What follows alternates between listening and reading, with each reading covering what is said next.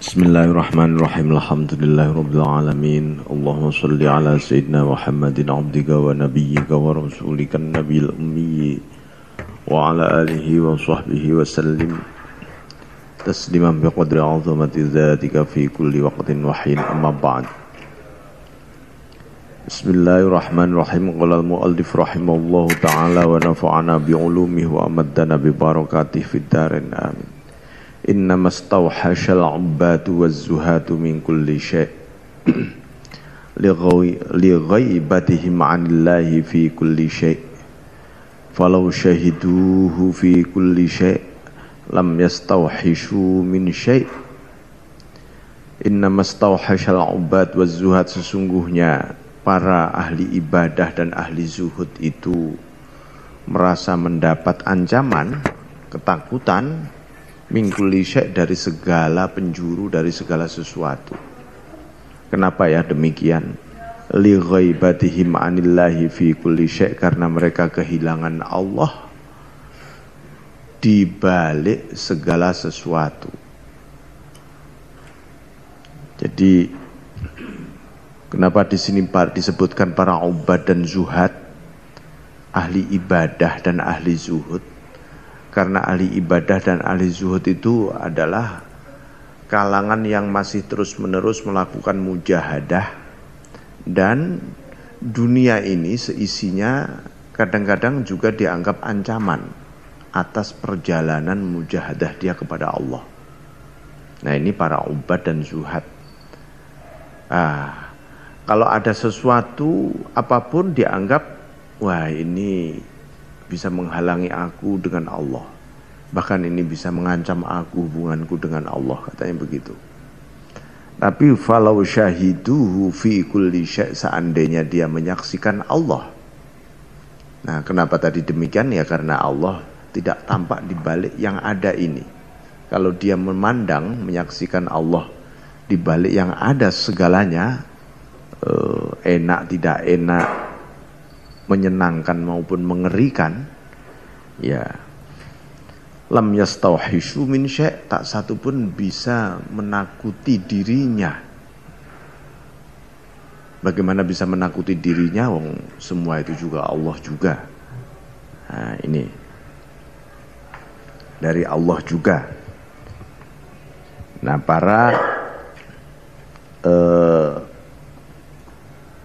para ubad, ya, ahli ibadah biasanya ya dia lebih banyak mementingkan kuantitas biasanya. Nah, itu ubad, ya, ibadahnya pokoknya orientasi kuantitas itu lebih diutamakan daripada kualitinya.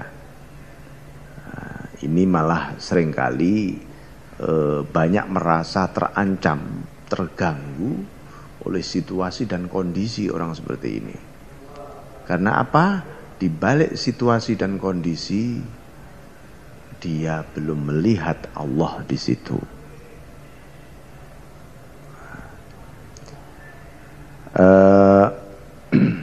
Berbeda dengan para arifun, ya. Para arifun senantiasa memandang yang dikatakan kanu yasta'nisuna bi kulli syai' li ru'yati matlubihim fi kulli syai' wa ruju'ihim lahu bi kulli syai'. Mereka justru merasa bahagia, mesra sekali atas situasi dan kondisi apapun, karena dia yang dipandang bukan situasi dan kondisinya, yang dipandang adalah yang ada di balik situasi dan kondisi, yaitu Allah Rabbul Izzah itu. Nah, karena memang yang dicari adalah Allah, bukan yang dicari situasi atau kondisinya.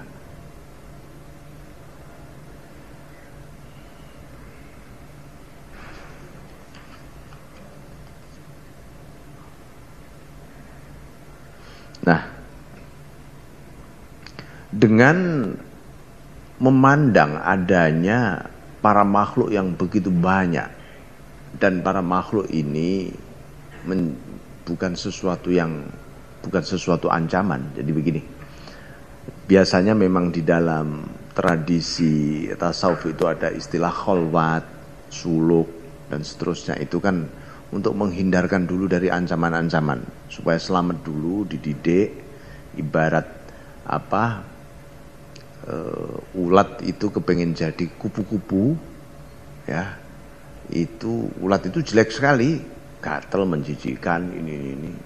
Tapi dia bercita-cita luhur, kepengen bisa terbang di angkasa jadi kupu-kupu. Nah, untuk itu perlu kholwat, jadi entung dulu, kepompong.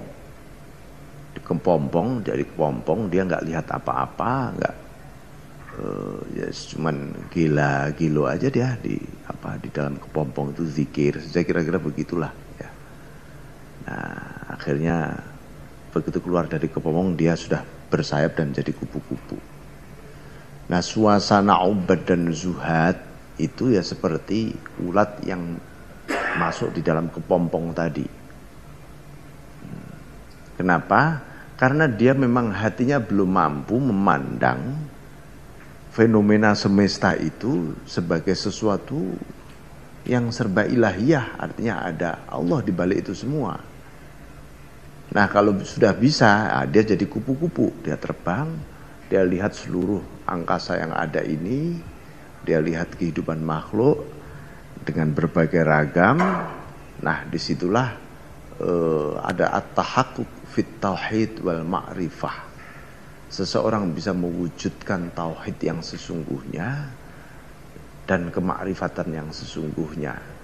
Ini boleh jadi seperti yang pernah saya sampaikan, satu istilah, ramai dalam sunyi, sunyi dalam ramai. Ya.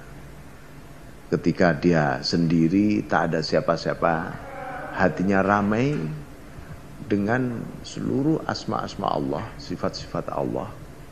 Nah, di situ hidup hatinya dengan zikrullah. Tapi ketika dia sedang dalam kondisi sibuk dengan situasi yang banyak yang dia tangani, hatinya sebenarnya sedang sendiri bersama Allah, sunyi bersama Allah. Bismillahirrahmanirrahim. Jadi dengan memandang berbagai ragam ini, orang mengalami proses pendewasaan jiwa. Tauhidnya itu lebih dewasa, ya. Jadi lalu tidak gampang kaget, tidak gampang kena shock terapi yang apa itu ya. Karena itu amaroka fi hadhihi dar bin nadhuri fi mukawwanatihi wa sayakshifu laka fi tilkad dar an kamali dzatih. Allah memerintahkan Anda di dunia ini fi hadhihi dar bin nadhuri fi mukawwanatihi untuk memandang yang tersembunyi di balik ciptaannya. Nah, jadi membiasakan, ini harus dibiasakan karena kalau nggak dibiasakan ya lebih banyak lupanya, memandang yang tersembunyi di balik ciptaannya. Apakah ciptaan yang tampak maupun yang tidak tampak? Yang tampak ya termasuk alam fisika ini, yang tidak tampak ya hati kita, jiwa kita, pikiran kita, nafsu kita, itu kan tidak tampak semua. Rupanya kayak apa kita nggak ngerti. Nah, di balik itu, jadi kalau kita melihat hati kita, lihatlah perasaan hati nih, hatiku kok begini ya. Lihatlah yang tersembunyi di balik yang begini tadi. Disitulah ada Allah, ada asma, sifat, af'alnya Allah. Nah, kelak wasayak syifu laka fitil kadar, dan kelak bakal dibuka fitil kadar edarul akhirah, di negeri akhirat besok dibuka angkamali zatih, mengenai keparipurnaan zatnya. Sekarang kita memandang af'al, asma, sifatnya. Besok di akhirat kamalul zat. Ini tidak berarti di dunia manusia terhalang untuk ma'rifatul zat, tidak. Di dunia ini manusia bisa ma'rifatul zat, tapi karena saking dekatnya antara sifat dan zat, maka biasanya Ibnu Athaillah dan para sufi tidak menyebut sebagai memandang zat, tetapi pada sifat. Ini Bismillahirrahmanirrahim. Kelak di akhirat sebagian sufi saat ini ditanya kaifa yurallah fil akhirah, bagaimana Allah itu bisa dilihat di akhirat besok ya. Faqalah ya ru'yatu wujudin la annahu fi makanin mahdud. Itu adalah pandangan wujud. Pokoknya Allah itu ada dan tampak jelas, tapi tidak di satu tempat. Jadi ya bagaimana? Wong tidak bertempat.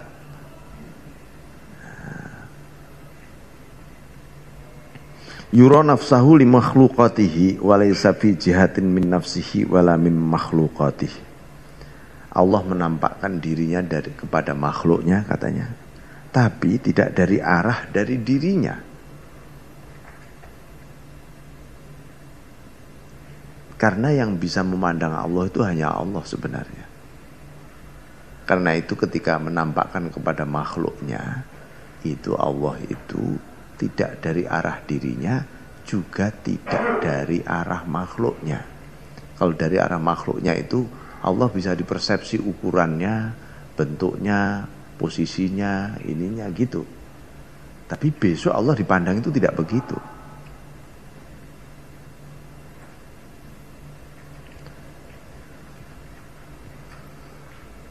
Jadi tandanya apa? Innal alamatal lati bainahum wa bainahu ma'rifatuhum iyyahu bila kaifin. Tandanya apa?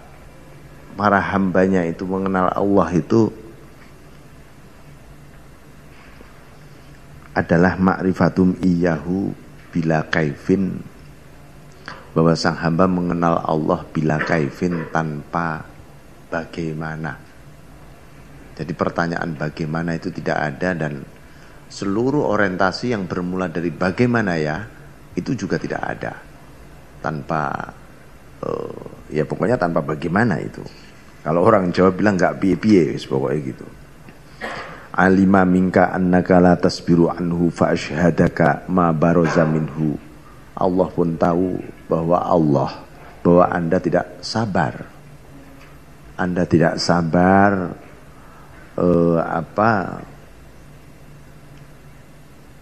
untuk melihat Allah. Manusia itu sebenarnya juga ada kerinduan untuk yang bagaimana ya Allah tuh. Bagaimana saja yang memang nggak bisa dihadirkan di hadapan Allah kata bagaimana. Tapi manusia punya kerinduan itu. Nah, karena itu fa asyhadaka ma baraza minhu, Allah menampakkan apa yang muncul dari Allah. Yang muncul apa? Berupa makhluk-makhluknya yang berbagai-bagai ragam ini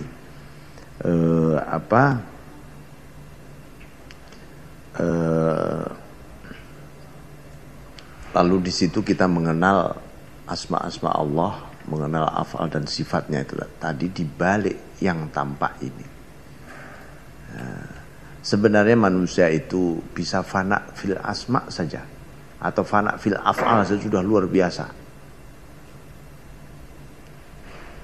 Ya, contoh fana fil afal itu ada, Anda misalnya menyelami la haula wala quwwata illa billah. Tidak ada daya dan kekuatan kecuali bersama Allah.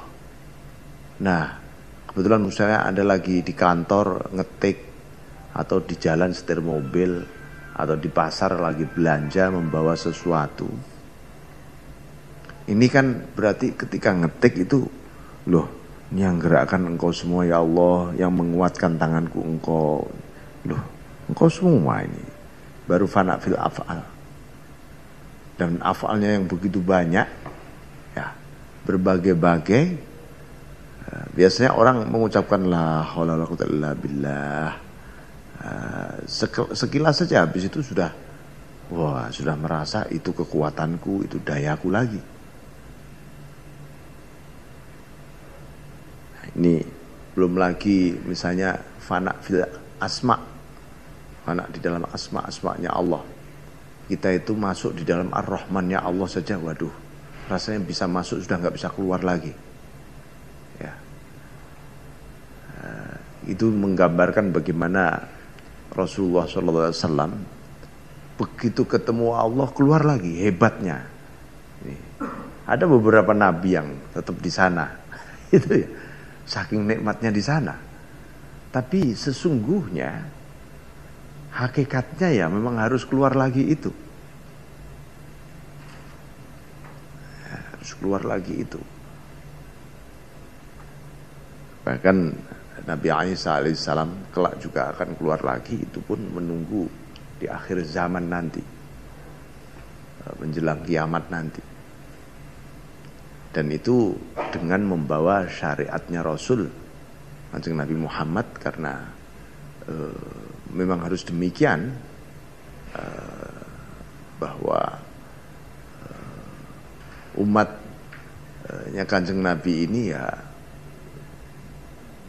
munculnya sangat-sangat, kemudian ketika keluar itu kan jadi manusiawi lagi, dan tampilnya umat Kanjeng Nabi Muhammad SAW ini ya manusiawi sekali.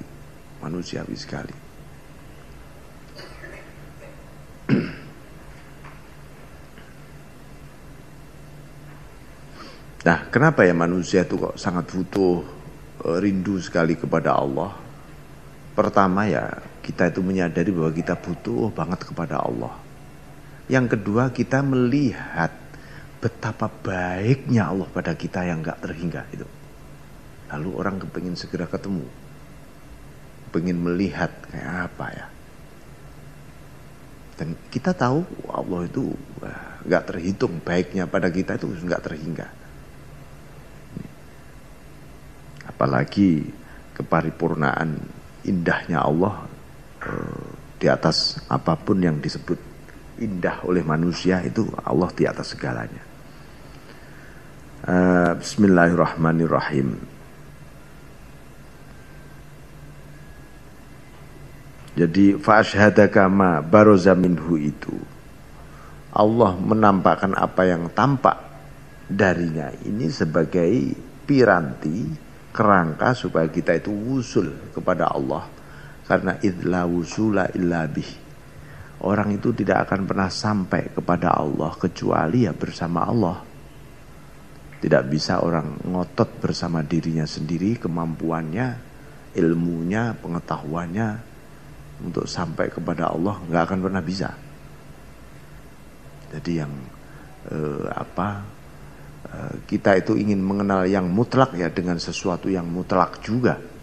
Kalau kita ingin mengenal yang mutlak dengan sesuatu yang relatif, pasti gagal. Karena relativitas itu tidak akan pernah mampu memahami yang mutlak. Lamma alimal haqqu minka wujudal malali lawana lakat ta'ah wa alima ma fika min wujudi syarahi fahajaroha alaika min ba'dil awqat litakuna himmatuka iqamatus sholah la wujudas sholah fama kullu musallin muqim. Karena Allah, di saat Allah tahu bahwa Anda itu sangat pembosan, manusia itu pembosan, bosen, jadi suruh istighfar aja gitu ya, misalnya setiap hari istighfar aja, nggak ada wirid yang lain, bosen. Nah, jangankan istighfar, istiqomah aja lo bosen. Kok begini-begini ya, ini ya, terus nanti bertanya lagi, saya ini sudah ningkat belum sih sebenarnya?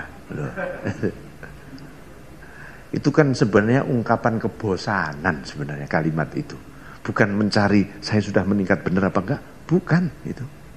Itu kata-kata Anda sedang bosan atas istiqomah yang selama ini harus Anda lakukan. Lawana lakat ta'ah, karena itu Allah memberi ragam macam-macam taat kepada kita. Ya biar enggak bosan dan biar terus-menerus kita itu gabung terus dengan Allah. Nah, di taat yang diberikan oleh Allah.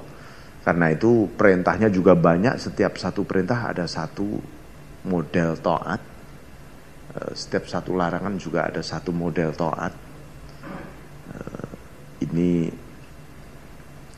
Ini menggambarkan betapa supaya Allah itu supaya manusia itu terus menerus detik ini ke menit ini, oh baca ini soal bacaan, ini sekian bacaan, beda lagi, belum lagi gerakannya berbeda, belum lagi model macamnya berbeda, supaya terus menerus kita berada di lembah kebajikan bersama Allah. Sebenarnya Allah nggak ingin kita ini lepas dari kandang, istilahnya dari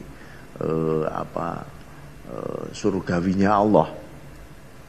Karena manusia itu punya hobi jalan-jalan di neraka. Dianggap wah asik enak. Jadi ya ini manusia, tapi pengennya begitu. Tapi Allah pengennya kamu jangan lepas-lepas dari aku gitu. Sekali kamu lepas ya kamu ke neraka sebenarnya. Sekali lepas kita ini terhijab, tertirai dari Allah. Nah ini karena itu lawana lakat ta'ah, kita diberi banyak sekali perintah dan larangan. Tapi ya sekali lagi manusia itu kadang-kadang protes juga, ini kok banyak banget ya ibadahnya, larangannya banyak sekali gitu. Kapan kita bisa seperti yang lain, seperti bangsa-bangsa yang lain yang non muslim yang hebat ini mungkin ibadahnya seminggu sekali atau sebulan sekali, ada yang setahun sekali, ada ini.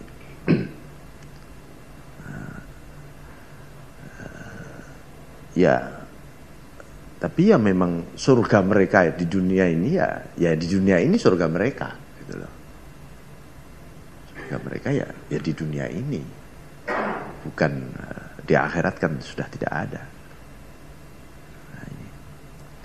Bismillahirrahmanirrahim. Wa alima ma fika min wujudi syarhi fahajaraha alaika min ba'dil awqat. Dan Allah pun tahu bahwa di dalam dirimu itu ada unsur-unsur yang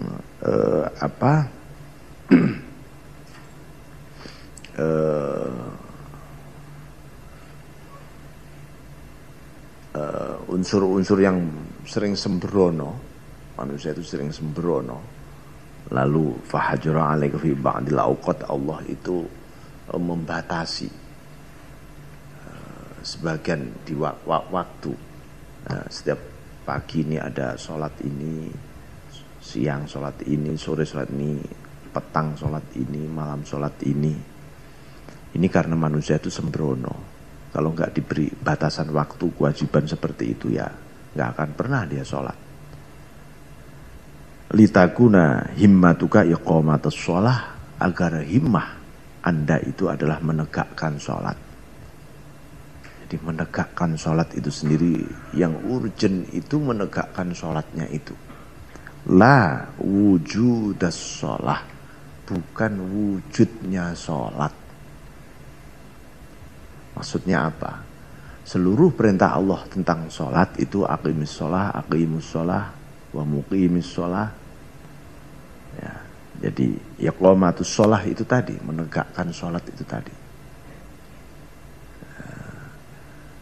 Menegakkan sholat itu berarti ada dua hal yang pertama yang untung yang kita lakukan. Satu, kita hadir di hadapan Allah.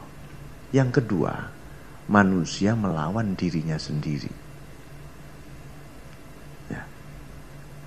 Orang mau sholat tuh banyak malas ya. Wa qamu kusala.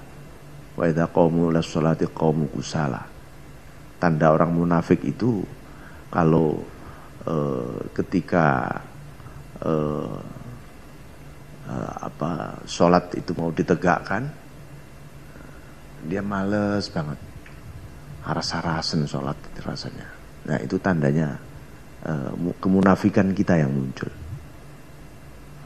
Salah satu sifat karakteristik nifak. Makanya dengan iqamatus sholah, menegakkan sholat, tau'an au karha, baik kita sedang patuh maupun sedang menolak, tegakkan saja sholat.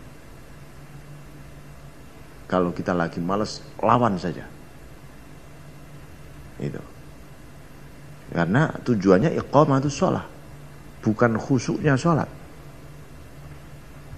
iqamatus shalah. Ini. Apalagi wujud sholat juga bukan. Fama kullu musallin mukim, tidak semua orang yang sholat itu disebut mukim. Muqimus shalah maksudnya. Di mukim itu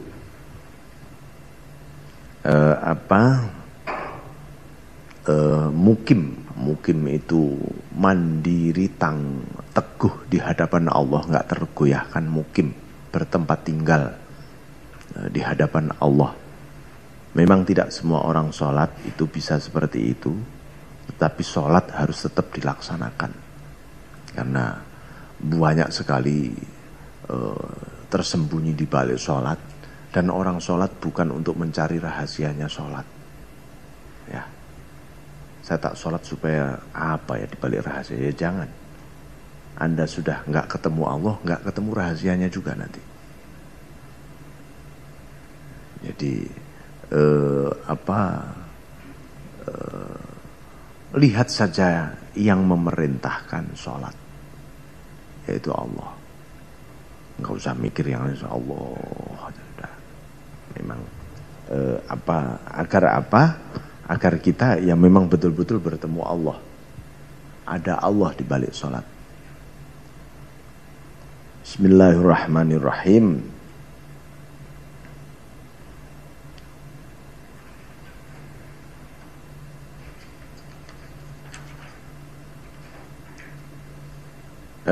Di dalam Al-Quran ada dua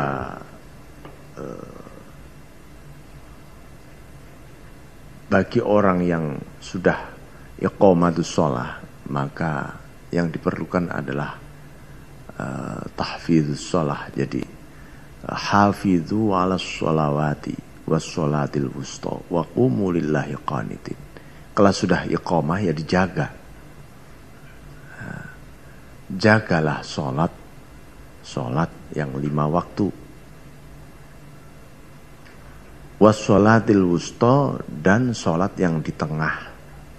Sholat yang di tengah itu di mana? Sholat yang ada di dalam hati kita. Itu namanya sholat daim. Ya, sholat abadi. Sholat abadi itu apakah hati kita itu membayangkan ruko, sujud, ini? Bukan. Sholat abadi itu zikrullah, mengingat Allah terus, gak berhenti-berhenti. Itu sholatnya hati. Ya. Sholatnya lahir, zahir ya 5 waktu itu. Tapi tujuan sholat zahir itu bukan supaya bisa masuk di sholat hati, bukan. Nanti orang logikanya bisa begini, wah saya sudah bisa sholat daim, untuk apa sholat 5 waktu? Nah, akhirnya jadi kebatinan orang. Bukan, itu selama manusia masih punya ikatan ruang dan waktu, masih mukallaf, belum di kuburan, itu masih wajib fisik kita. Yang tidak wajib itu kan orang lupa, ya, orang gila, ya, orang tidur,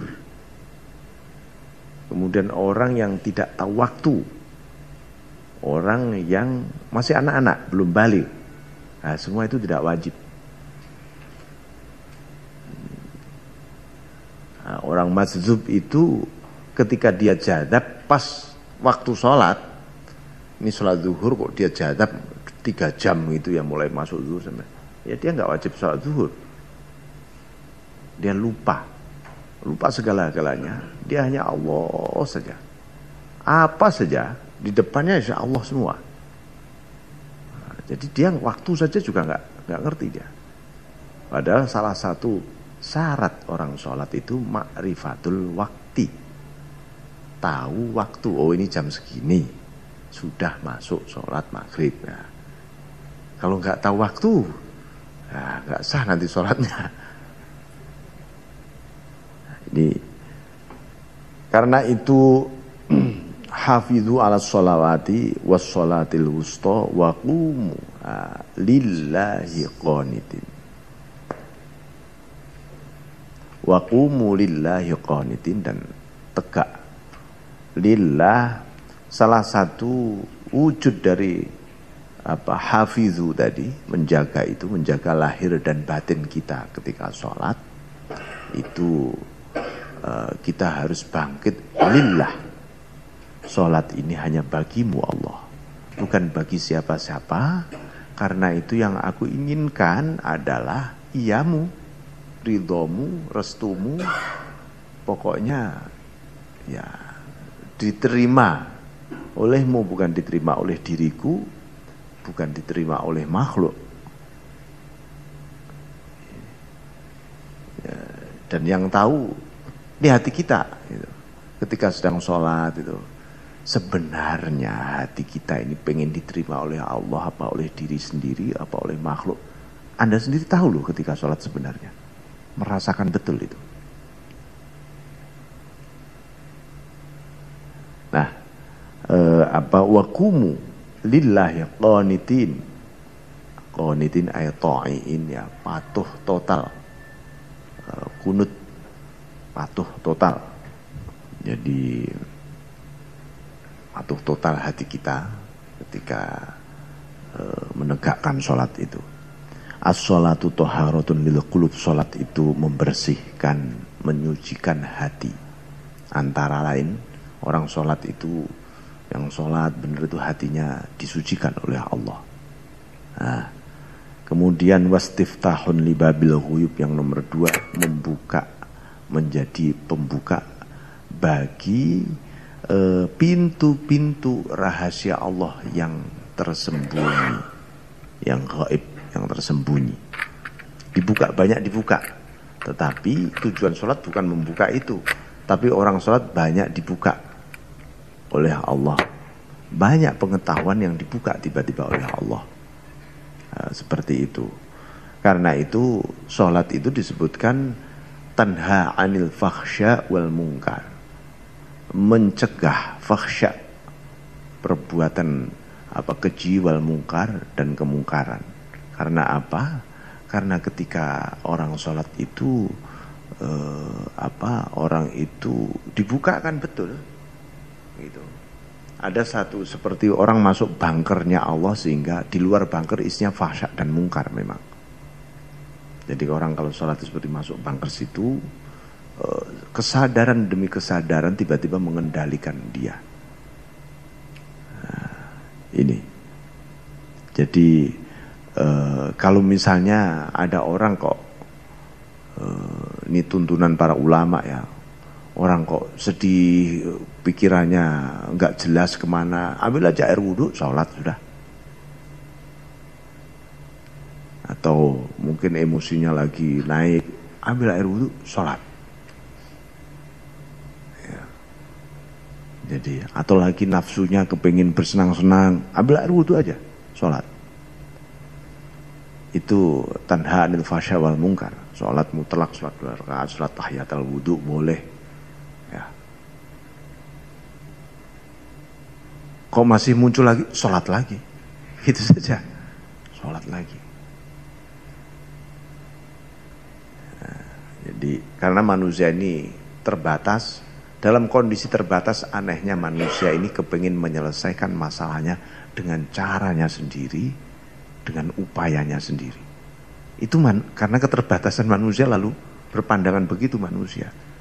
Dia lupa bahwa ada hal-hal yang contoh misalnya telur saja ya, telur saja itu ada yang harus dieram 21 hari baru netes, ada yang tidak dieram. Telur penyu, telur bulus itu begitu dia bertelur dia pergi induknya. Tapi kalau dierem ya tambah busuk, dia tinggal oleh induknya, nanti netes-netes sendiri. Nah, Allah juga begitu memberi masalah kepada kita. Kadang-kadang masalah itu memang harus diselesaikan. Ada masalah yang kalau diselesaikan malah nggak selesai. Ya sudah, nggak usah diselesaikan, nanti selesai dengan sendirinya. Kayak telur penyu tadi, menetas dengan sendirinya. Nah, jadi kalau orang sholat ya Allahu Akbar, menghadap Allah, terserah Gusti Allah. Tapi ketika begitu ya jangan mikir ini nanti solusinya harus begini ya Allah. Lah ini jadi masalah baru ini. As-sholatu mahallul munajat, salat itu tempatnya munajat. Jadi munajat itu kita itu seperti sedang berdoa. Biasanya orang berdoa itu yang berbahagia ketika doanya dikabulkan. Tapi sebenarnya ada yang lebih membahagiakan dibanding dikabulkan, yaitu bahwa kita ditakdirkan bermunajat oleh Allah. Itu loh. Kita itu kalau nggak ditakdirkan Allahumma Rabbana, wah celaka kita. Celaka betul. Jadi begitu juga di dalam sholat itu ada munajat. Wah ada munajat. Munajat itu sesuatu yang istimewa, spesial sekali antara kita dengan Allah.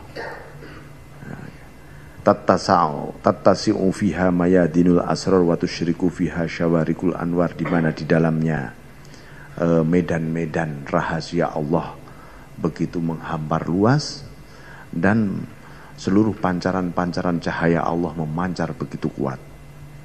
Itu ketika orang sholat. Nah, makanya sholat itu jangan ditinggalkan. Karena apa? Karena kesempatan seperti itu tidak akan terulang. Besok, ini kan maghrib, besok lah masih ada maghrib. Maghrib besok itu maghrib yang berbeda, bukan maghrib yang seperti sekarang ini. Jadi alima wujudad dha'fi minka faqallala a'dadaha, Allah tahu Anda lemah sekali dalam menjalankan sholat, makanya jumlahnya diminimalisir oleh Allah.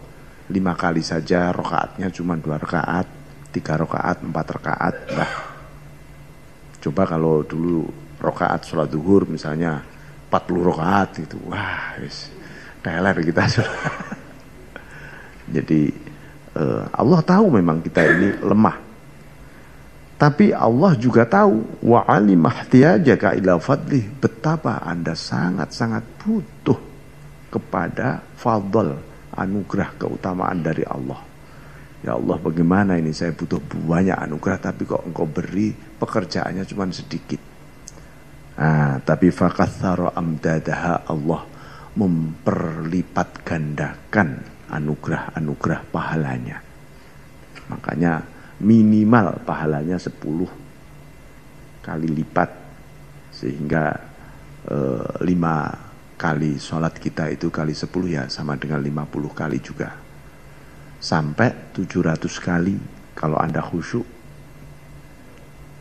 sampai berlipat tak terhingga di atas 700 kali, nggak terhingga manakala Anda bisa fana ketika Anda sholat, yang ada hanya Allah. Wah, itu malah nggak terhingga, karena pada saat itu orang sudah nggak mikir ganjaran, nggak mikir pahala. Justru yang nggak mikir itu malah diberi yang nggak terhingga oleh Allah. Tapi kalau masih jadi akuntan di hadapan Allah, ya ditakar-takar juga oleh Allah nanti.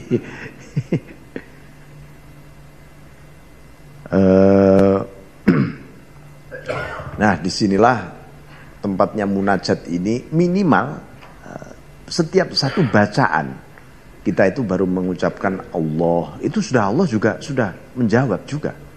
Akbar, Allah menjawab juga. Ada satu dialog yang interaktif di setiap kata huruf yang kita bunyikan.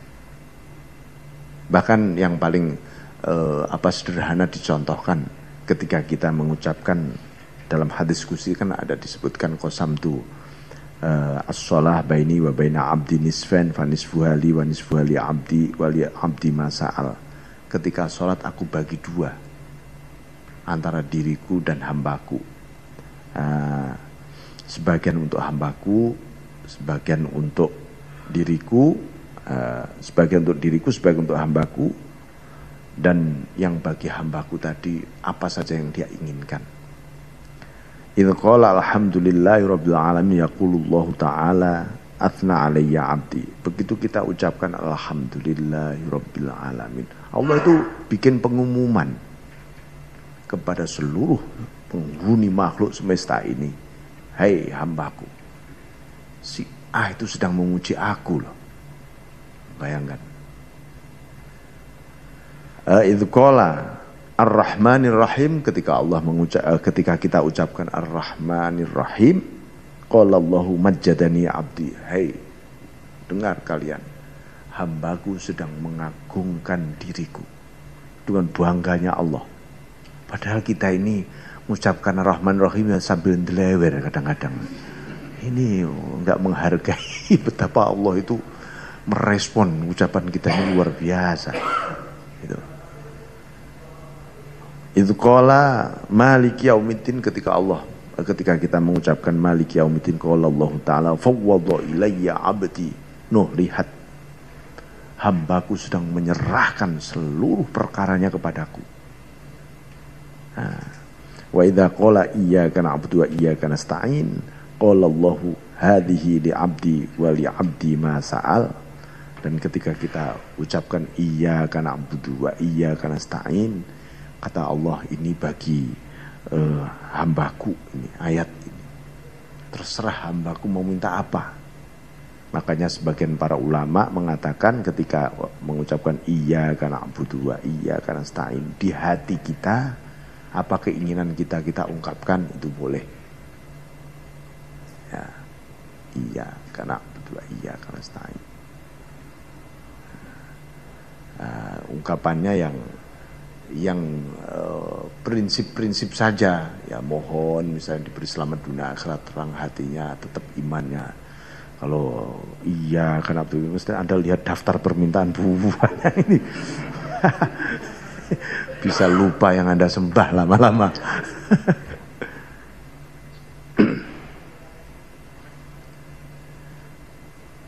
Jadi apa,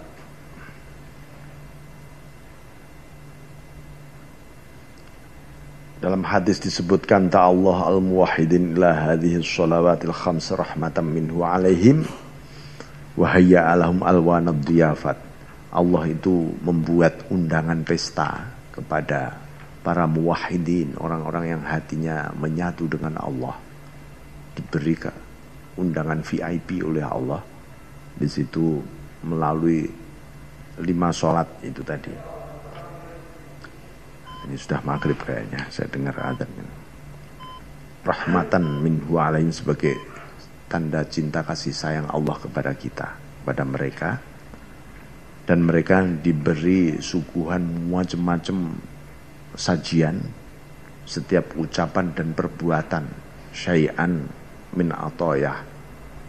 Jadi al-af'al kal at'imah, kalau gerakan sholat kita itu seperti makanannya. Wal akwal, ucapan bacaannya itu seperti asyribah, minumannya. Gerakannya banyak, ucapannya juga banyak. Itu sekian makanan dan minuman disediakan oleh Allah bagi jiwa kita ketika kita sholat. Faya arsul muwahhidin hayyaha rabbul alamin li ahli rahmatih.